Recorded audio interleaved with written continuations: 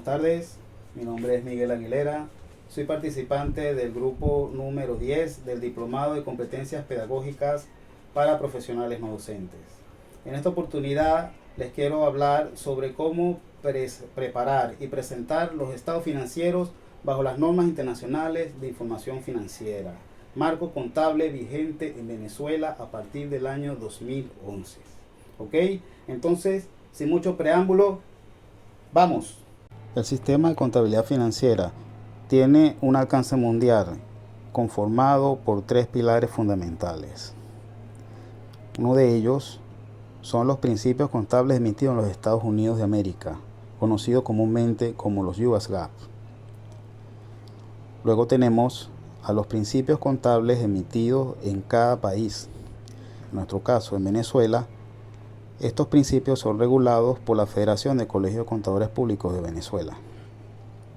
Y por último, tenemos a las normas internacionales de información financiera, las cuales son emitidas por el IASB, instituto que se encuentra radicado en Londres. Estas últimas, también conocidas como las NIF, es el marco contable vigente en Venezuela desde el año 2011.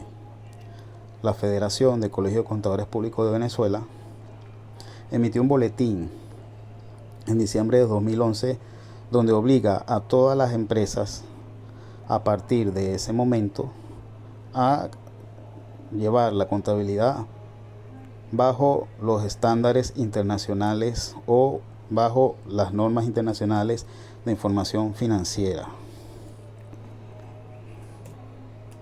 En este video vamos a hablar sobre la preparación y presentación de los estados financieros de acuerdo a las normas internacionales de información financiera, enfocado principalmente a las pequeñas y medianas empresas. Por lo tanto, haremos referencia a la norma emitida para pequeñas y medianas empresas, la cual es solo una, dividida en 35 secciones. Y las secciones que hablan sobre la presentación de los estados financieros son las contenidas desde la sección 3 a la sección 8. La sección 3 nos habla sobre la presentación de los estados financieros. Y el conjunto completo de estos estados financieros son el estado de situación financiera, que conocemos también en Venezuela como balance general, donde se van a presentar las cuentas de activo, pasivo y patrimonio. El estado de resultado integral, conocido comúnmente en Venezuela como el estado de ganancias y pérdidas, donde se reflejan las cuentas nominales o cuentas de ingresos y egresos y el resultado del periodo. También vamos a tener el estado de cambio en las cuentas del patrimonio, donde, como su nombre lo indica, solamente va a reflejar las cuentas del patrimonio y los cambios que sufrieron los mismos durante un periodo determinado, conformado por las cuentas de capital, dividendos, resultados integrales totales, cambios de políticas y corrección de errores. Por último, tenemos el estado de flujo de efectivo, el cual está conformado por tres tipos de actividades: actividades de operación, de inversión y de financiamiento. Es importante mencionar que los estados financieros deben venir acompañados por las notas revelatorias, y estas notas deben estar presentadas en forma sistemática y referenciadas para cada partida de los estados financieros. La principal función de los estados financieros es presentar razonablemente la situación financiera, el rendimiento financiero y cómo fue el flujo de efectivo en un periodo determinado. Por lo tanto, vamos a comenzar ahora con el estado de situación financiera o el balance general, como se le conoce comúnmente en Venezuela. Este está contenido en la sección 4 de las normas internacionales de información financiera para pequeñas y medianas empresas. El estado de situación financiera es la relación de los activos, pasivos y patrimonio. Recordemos que la ecuación contable nos indica que la sumatoria o el total de los activos es igual a el total de mis pasivos más el patrimonio.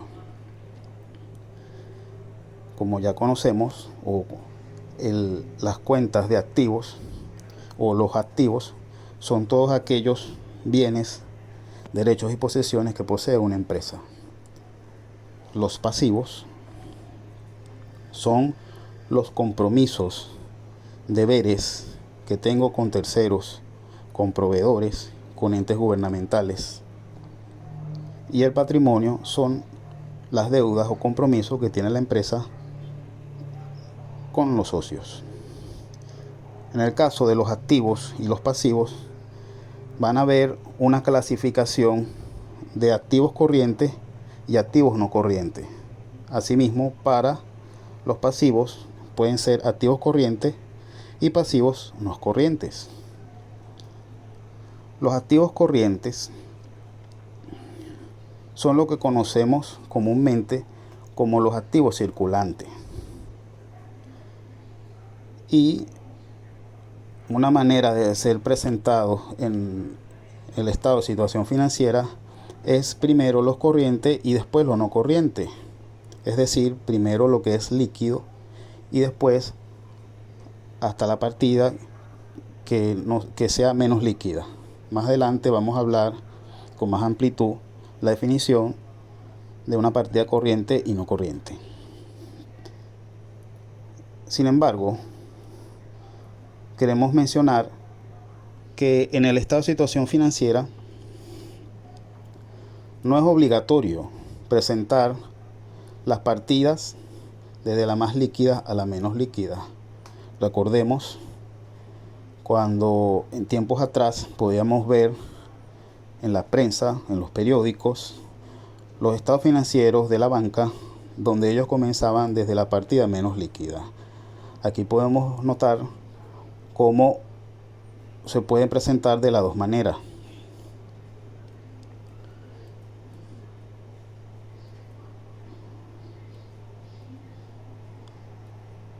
Para seguir con la definición de las partidas corrientes, comencemos con las cuentas de activos. Y es que una entidad clasificará un activo como corriente cuando espera realizarlo o tiene la intención de venderlo o consumirlo en un ciclo normal de operaciones. Es decir, que espera convertirlo en efectivo en un periodo menor o igual a un año. Mantiene el activo principalmente con fines de negociación. Espera realizar el activo dentro de 12 meses siguientes desde la fecha sobre la que se informa. O se trata de efectivo, un equivalente al efectivo, salvo que su utilización esté restringida y no pueda ser intercambiado ni utilizado para cancelar un pasivo por un periodo mínimo de 12 meses desde la fecha sobre la que se informa. Estos serían las partidas que se pueden clasificar como activos corrientes. Ahora, una entidad clasificará todas las demás partidas de activos como no corrientes. Para el caso de los pasivos, una entidad clasificará un pasivo como corriente cuando espera liquidarlo en el transcurso del ciclo normal de operaciones de una entidad. También cuando mantiene el pasivo principalmente con el propósito de negociar. El pasivo debe liquidarse dentro de los 12 meses siguientes a la fecha sobre la que se informa. Y también cuando la entidad no tiene un derecho incondicional para aplazar la cancelación del pasivo durante al menos los 12 meses siguientes a la fecha sobre la que se informa. Ahora, una entidad clasificará todos los demás cuentas de pasivos como no corrientes. A continuación, podemos ver un ejemplo de un estado de situación financiera, y podemos ver incluso que tiene la columna de referencia en las notas explicativas. Como se puede ver, el estado financiero o el estado de situación financiera está presentado en dos periodos, porque las normas internacionales de información financiera exigen que se debe presentar información comparativa teniendo como referencia el año inmediatamente anterior. Es decir, que si yo voy a presentar estado financiero al cierre de 2024, tengo que presentarlo comparado con las cifras con las que cerré en el año 2023. En el ejemplo que mostramos en nuestra presentación, se puede observar que se presentan información comparativa. El cierre es al 2011, tomando como comparativo y se compara con el ejercicio inmediatamente anterior, que sería el de 2010.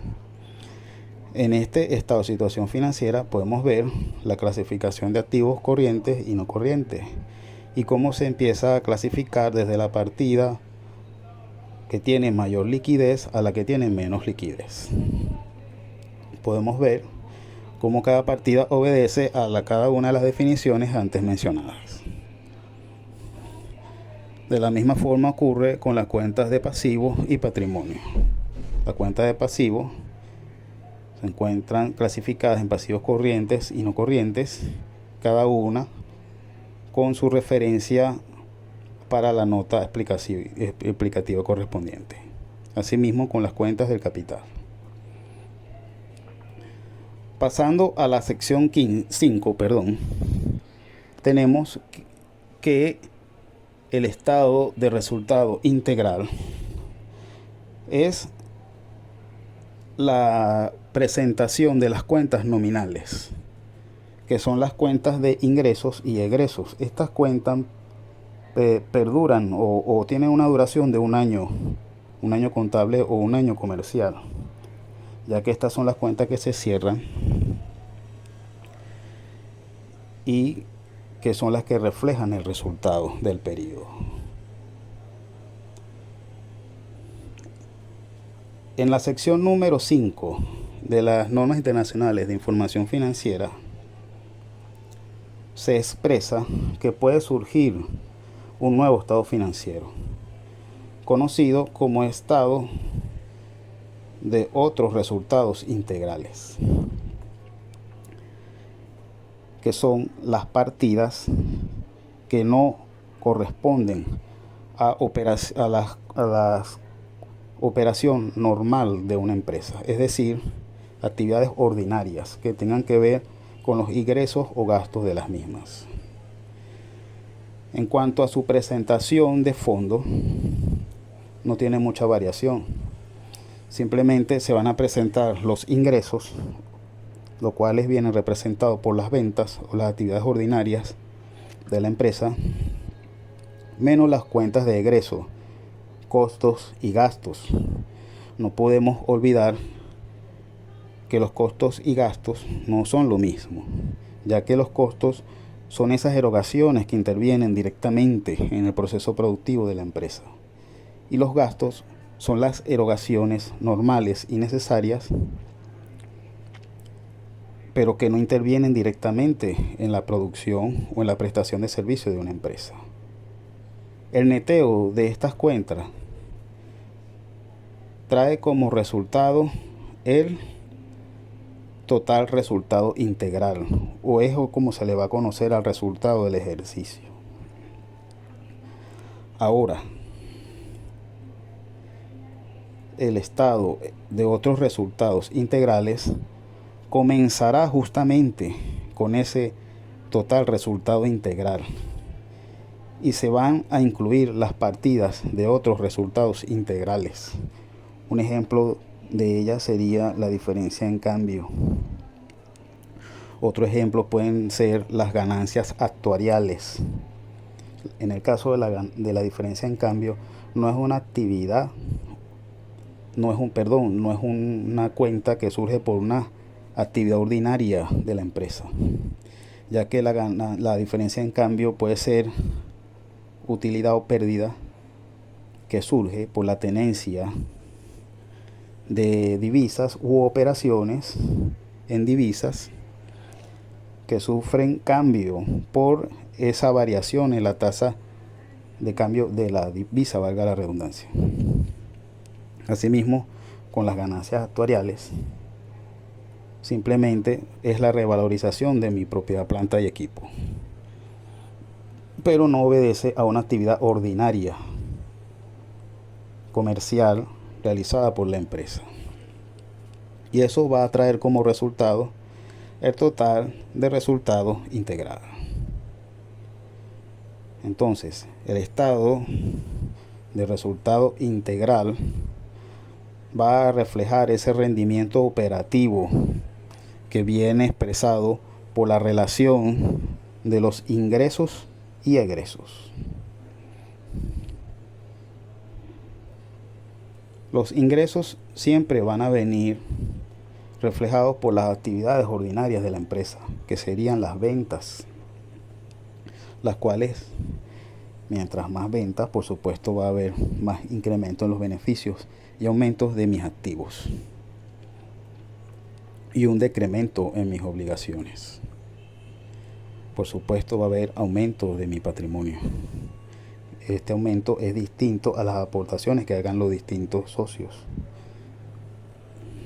ya que el aumento viene debido al incremento de las ventas o de los beneficios, si así fuera el caso. Los gastos son actividades ordinarias que producen el decremento de mis beneficios. Cuando hablo de gasto me refiero a los egresos en general. Es importante acotar que para algunas bibliografías, más que todo americanas, se refieren a las cuentas nominales de egreso como gastos. Sin embargo, no es bueno tener claro que no se refieren a lo mismo, porque como ya lo mencionamos, los gastos y los costos no son lo mismo. Los costos intervienen directamente en el proceso productivo o la prestación de servicio de una empresa, y los gastos no, aunque son erogaciones normales y necesarias. Estas partidas de egreso, por supuesto, disminuyen los activos y aumento de pasivos, y también pueden ocasionar un decremento en el patrimonio, distinto a la emisión de dividendos. A diferencia de lo que comúnmente conocemos en Venezuela, en las normas internacionales de información financiera, una empresa o una entidad no presentará ni describirá ninguna partida de ingreso o egreso como partidas extraordinarias. Entonces, cada vez que presentemos estado financiero bajo las normas internacionales de información financiera, no debe existir gastos extraordinarios o ingresos extraordinarios, bajo ningún motivo. Las normas internacionales de información financiera aceptan este tipo de clasificación o concepto. Los gastos se pueden desglosar, bien sea, o los egresos, también pueden desglosarse por su naturaleza o por su función. Normalmente en Venezuela se usa el desglose por función de los gastos. En nuestra presentación podemos ver que la agrupación o el desglose dependiendo de cada tipo, bien sea por su naturaleza o por su función. Un ejemplo de el desglose de los gastos por su naturaleza lo podemos ver al lado izquierdo de la presentación.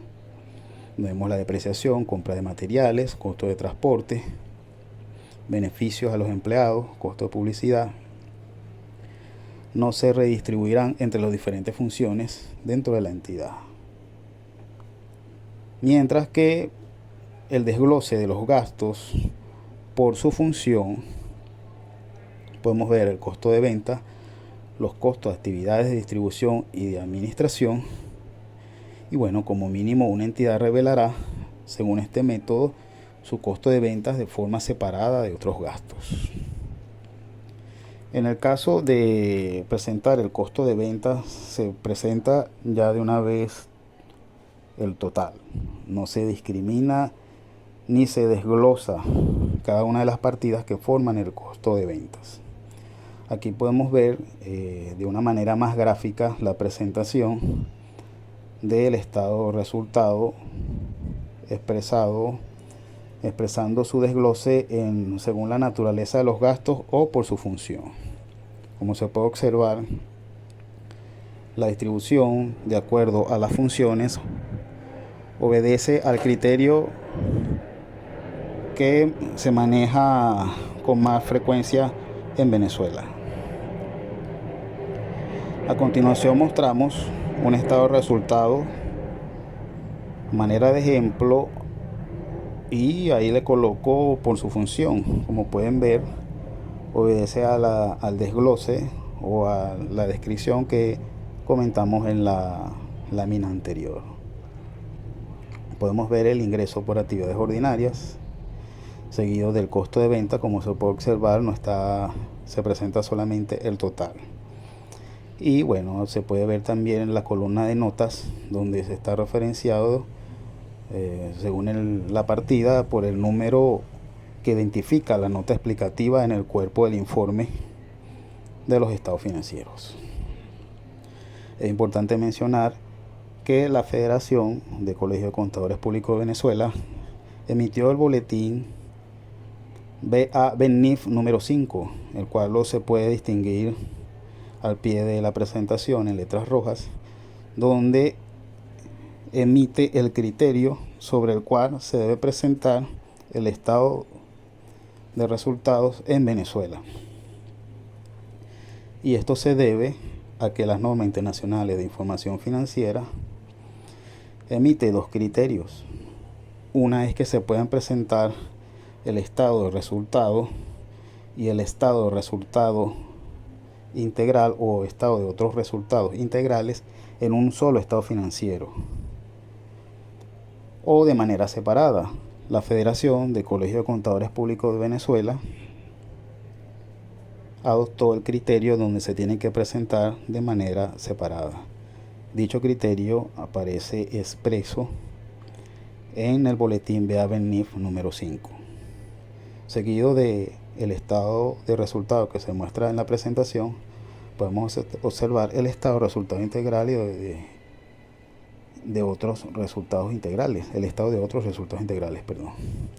Ahí podemos ver cómo comienza con la ganancia del periodo. Nótese que el comienzo del estado de otros resultados integrales es el final del estado de resultado. Y hubo algo importante que acotar, es que al momento de declarar impuestos, se declara impuesto por el resultado que viene expreso en el estado de resultado. Las partidas de otros resultados integrales no ocasionan impuesto. Aquí podemos ver cómo comienza y podemos ver en el rubro de otros resultados integrales las partidas que lo conforman, como es la diferencia en cambio, en conversión, y las pérdidas actuariales. Pueden haber pérdidas o ganancias.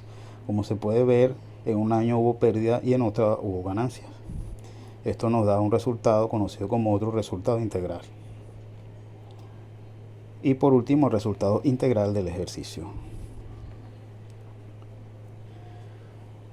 Pasando a la sección 6, encontramos el estado de cambio en el patrimonio. Este estado financiero no sufre mayor cambio, se sigue presentando igual a como ya lo habíamos conocido. Simplemente vamos a presentar la variación que sufrieron cada una de las partidas que conforman el patrimonio. En el ejemplo que se muestra en la presentación, vemos que lo conforma el capital social, las ganancias acumuladas, conversión por moneda, resultados actuariales. ¿Ok?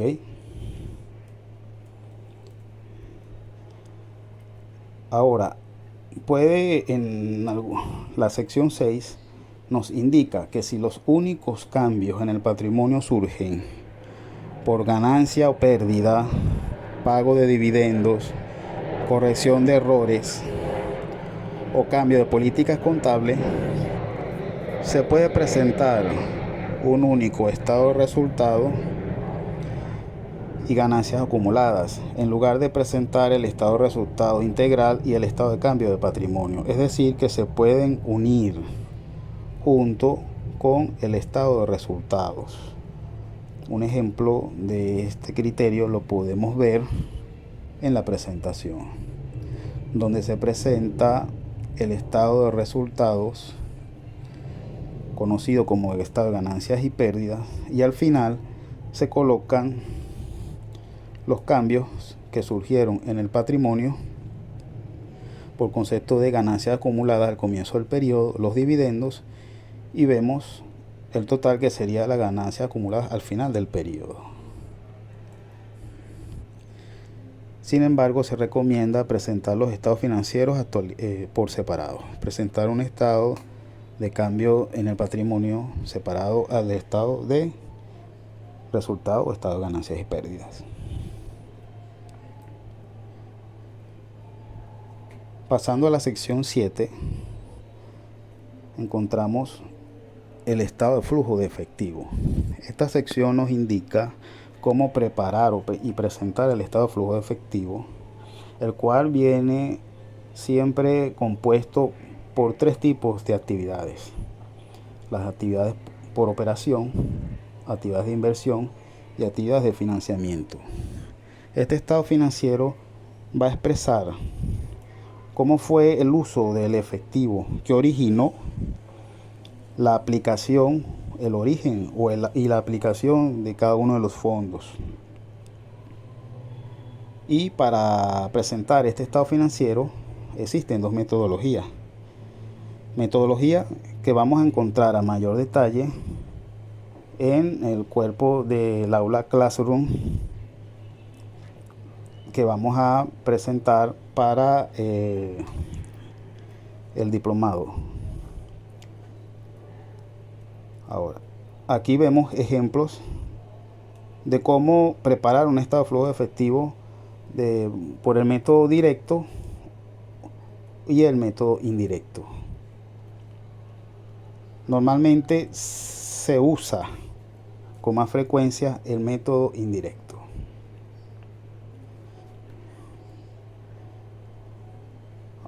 Ahora, por último, tenemos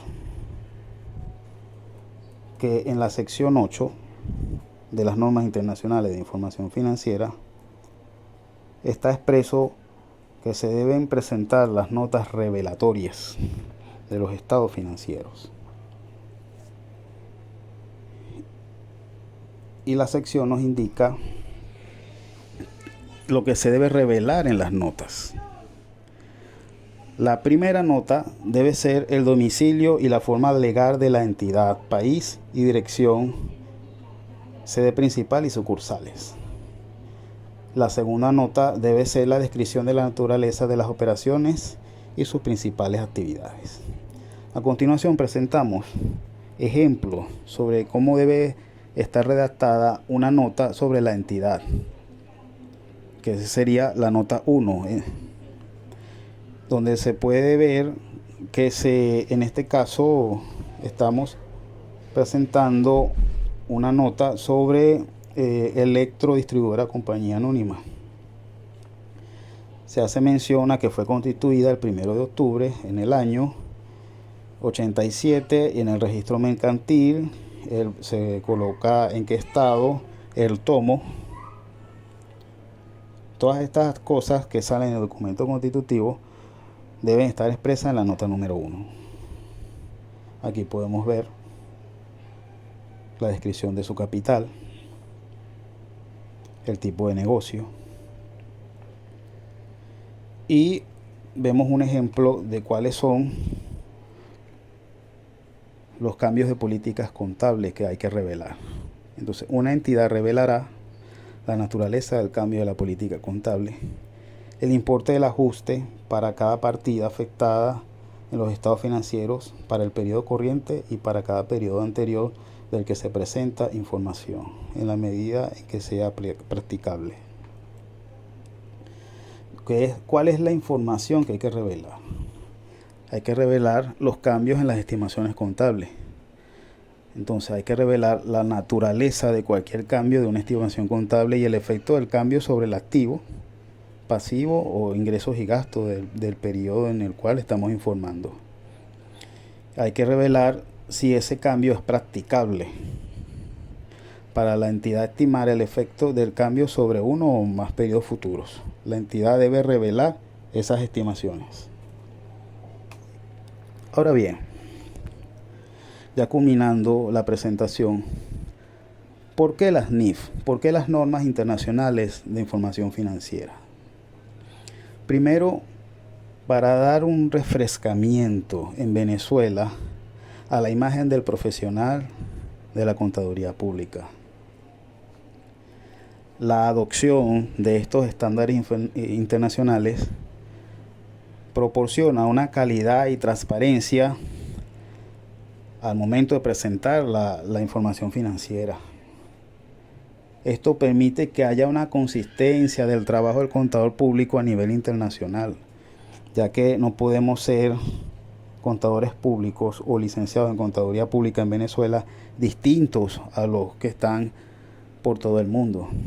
Entonces es una manera de homogeneizar la profesión y que el profesional sea igual de competente a profesionales de otras partes de Latinoamérica e incluso de Europa. No olvidemos que estas normas, el instituto que la emite se encuentra radicado en Londres. También hay una armonización en los mercados. Hay más detalle en la revelación de la información. Y para el caso de las empresas transnacionales que se encuentran en Venezuela, pues estas trabajan bajo los estándares internacionales y es necesario que el profesional se actualice y esté al tanto de cada una de estas normas y de los estándares que se exigen internacionalmente. Es importante mencionar que en la actualidad el marco contable vigente es el que está bajo las normas internacionales de información financiera, las NIF. Quiero culminar con un pensamiento de la Madre Teresa de Calcuta. Cuando por los años no puedas correr, trota. Cuando no puedas trotar, camina. Cuando no puedas caminar, usa el bastón. Pero nunca te detengas. Un hermoso pensamiento y una hermosa motivación. Muy bien, muchas gracias de verdad por tu atención y por haberme acompañado hasta ahora. Espero que haya sido de tu agrado y que esto sirva como material de estudio para las normas internacionales de información financiera. Estoy colgando en mi aula de Classroom mucho material que tiene que ver sobre el estudio de esta fascinante materia. Entonces, Dios te bendiga, bendiciones, mucho éxito.